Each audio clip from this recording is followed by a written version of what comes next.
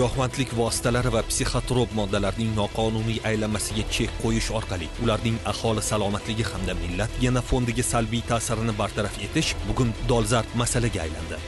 Bu borada davlatimiz rahbari tomonidan berilgan topshiriqlar ijrosini ta'minlash, shuningdek mamlakatimizda kriminogen vaziyatni barqarorlashtirish, hududlarda xavfsiz muhitni yaratish maqsadida Davlat xavfsizlik xizmatining Toshkent va Andijon viloyatlar bo'yicha boshqarmalari hamda Toshkent viloyati bojxona boshqarmasi xodimlari hamkorligida narkolaboratoriyalarni aniqlash va faoliyatiga chek qo'yish bo'yicha kompleks tadbirlar o'tkazildi.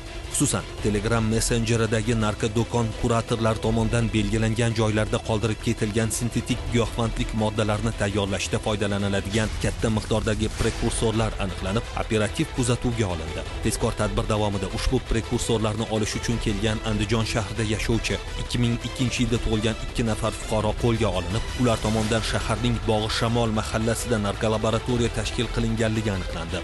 Natijada ushbu manzildan qora bozordagi taxminiy narxi 1 million AQSh dollariga teng bo'lgan 26 kilogramm mefedron sintetik narkotik moddasi hamda giyohvandlik vositalari tayyorlashda foydalaniladigan prekursorlar va kimyoviy moddalar, turli laboratoriya jihozlari, 10-20 litr hajmli yelim idishlar, konteynerlar, respirator, rezina qo'lqop va boshqa zarur anjomlar ashyoviy dalil sifatida rasmiylashtirib olindi. Dastlabki so'rov suhbati davomida qonunbuzarlardan biri ushbu dala hovlini internet narkodo'konidagi kurator tomonidan yuborilgan 15.800 AQSh dollari evaziga o'z nomiga sotib olganligi va laboratoriyani jihozlash uchun 5.000 AQSh dollari sarflaganligi. Natijada joriy yilning yanvar oyida 11 kilogramm 700 gramm mefedron narkotik moddasini tayyorlab, kuratori ko'rsatmasi asosida xufiyona joyga joylashtirib, uning lokatsiyasini xo'jayiniga jo'natganligi aniqlandi. Shuningdek, mazkur shaxslar tomonidan Chirchiq shahrida ijaraga olingan omborga 400 litr prekursorlar yashirib qo'yilganligi ham aniqlanib, ashyoviy dalil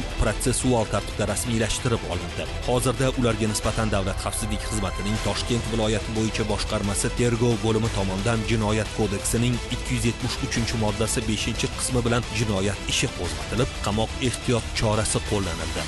Unutmang, giyohvandlik vositalari nafaqat bugunning dolzarb muammosi, balki kelajakka xavf soluvchi og'udir. Uning har qanday shakliga qarshi murosasiz kurashish lozim.